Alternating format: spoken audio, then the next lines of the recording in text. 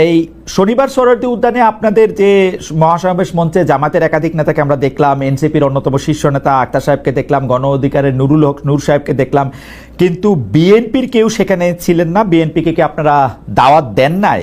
আপনারা বিএনপি বিরোধী একটা বড় জোট করতে চাইছেন, এটাই কি আপনাদের উদ্দেশ্য? না, আমরা পিআর সিস্টেম নির্বাচন চাই।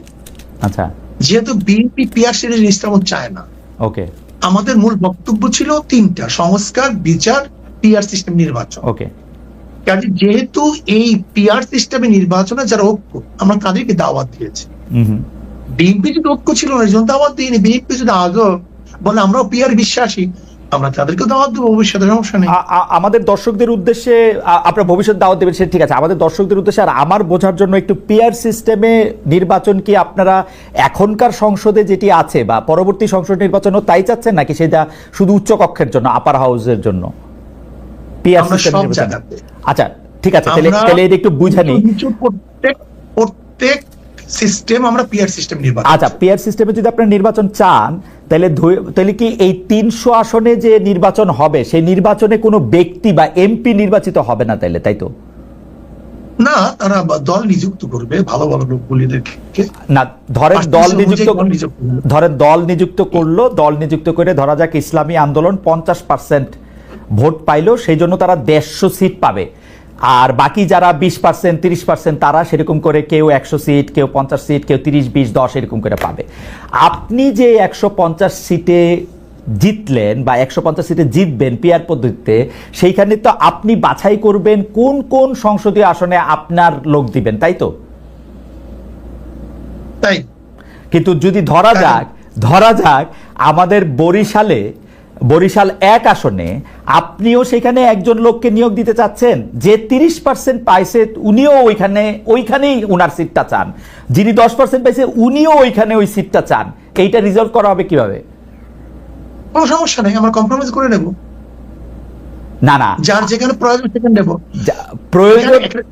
প্রয়োজন তো মূল বাধাটা আমি এটা সরাইয়ে দিই, তাহলে ব্যাপারটা বুঝবেন। জি, আসলে পিআর সিস্টেমে নির্বাচনে কোন সিটে কোন প্রার্থী, এইটা বহুত বড় কথা না। পিআর সিস্টেম নির্বাচনের সংসদ যারা সদস্য হবেন তাদের মূল দায়িত্ব থাকবে সংসদে কাজ করা, আইন প্রণয়ন করা, আইনকে বাস্তবায়ন করা। তার মানে ধরেন কথার কথা, আর আমাদের যে স্থানীয় যে সরকারগুলি থাকবে সেটাকে এস্টাবলিশ করা। আমরা উন্নয়নের ব্যাপারটা নেব স্থানীয় সরকার থেকে। স্থানীয় সরকার কাজ করতেছে কিনা, কোন আইনের পদ্ধতিতে, প্রক্রিয়ায় বেশ ভালো চলবে, জবাবদিহিতামূলক হবে, এদের কাজই থাকবে মূল হলো আইন প্রণয়ন করা, আইন বাস্তবায়ন করা। না, আপনি আমাকে আরেকটু সাহায্য করেন। ধরা যাক পীর সাহেব চরমনায় আর আপনি মিলে ডিসাইড করলেন আমাকে কুমিল্লা 1 আসন থেকে আপনারা এমপি বানাবেন। ধরা যাক একইভাবে জামায়াতের নেতা ডক্টর শফিকুর রহমানও ঠিক করলেন আমাকে কুমিল্লা 2 আসন থেকে এমপি বানাবেন। আমি কিন্তু এলাকায় যাইও নাই, ভোটও করি নাই, কিচ্ছু করি নাই, আমার পক্ষে তো এমপি হয়ে যাওয়া সম্ভব, তাই না? আপনারা যদি 50% ভোট পান, আপনাদের যদি 150 জন সংসদ, এইটা কি ঠিক হবে? আমি কি একটা ভালো জনপ্রতিনিধি হইতে পারবো? নির্ধারণ না করি তাহলে কি হবে? এলাকায় নির্ধারণ করলাম, আপনার এত পার্সেন্টেজ ধরে নেন, একটা বক্তব্য জি ধরে নেন, জি আপনার এত পার্সেন্টেজ ভোট পেয়েছেন, আপনার সংসদে এত প্রার্থী আপনার আছে, হ্যাঁ, এখানে কোন এলাকা এটা তো নির্ধারণ করা জরুরি না, জরুরি।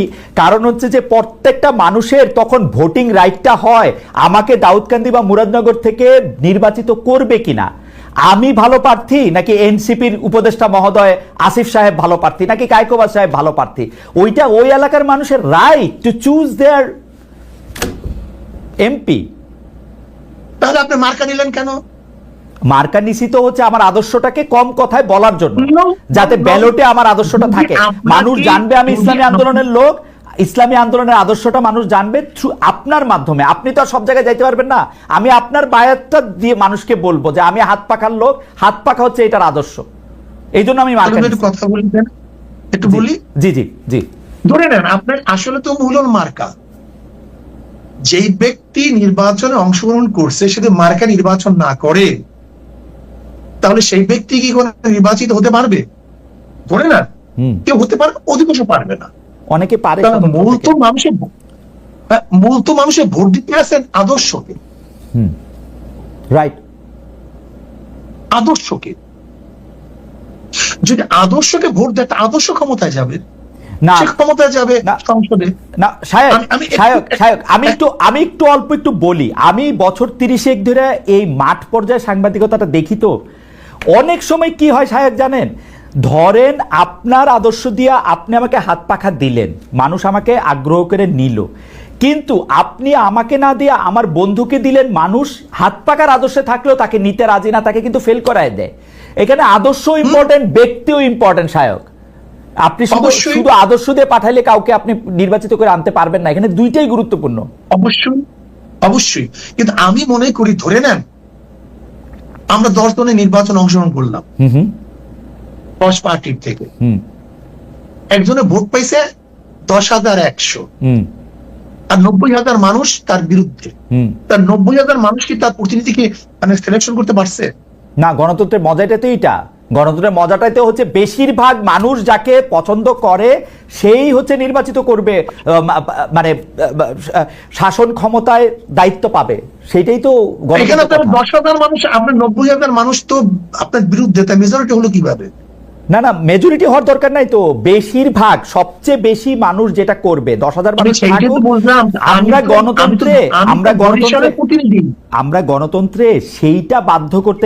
গণতন্ত্রের অনেকগুলো পার্ট আছে, আপনি নিশ্চয়ই জানেন। গণতন্ত্রের পদ্ধতি কিন্তু একটা না, গোটা দুনিয়ার মধ্যে গণতন্ত্র ভিত্তিক নির্বাচন পদ্ধতি একটা না। না, আমি জানি একটা না, প্রচুর। আমাদের দেশে একসময় মৌলিক গণতন্ত্র ছিল, আমাদের প্রেসিডেন্ট নির্বাচন করে এখন পদ্ধতি ভিন্ন।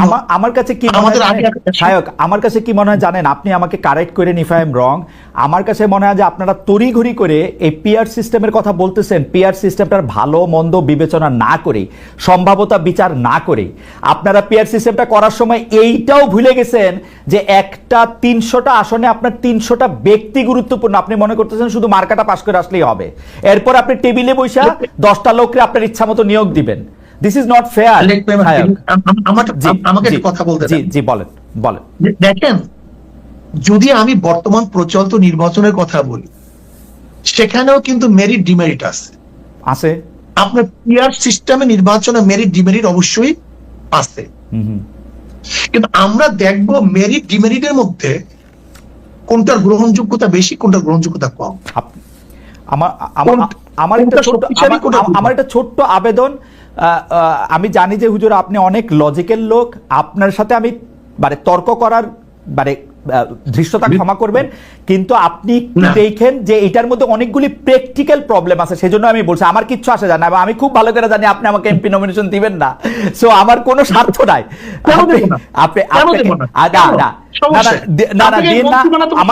আমার চেয়ে অনেক যোগ্য লোক আছে, তাদেরই দিয়েন, কিন্তু আপনি এটা দেখেন পরীক্ষা করে যে এটার মধ্যে আসলেই ঝামেলা আছে।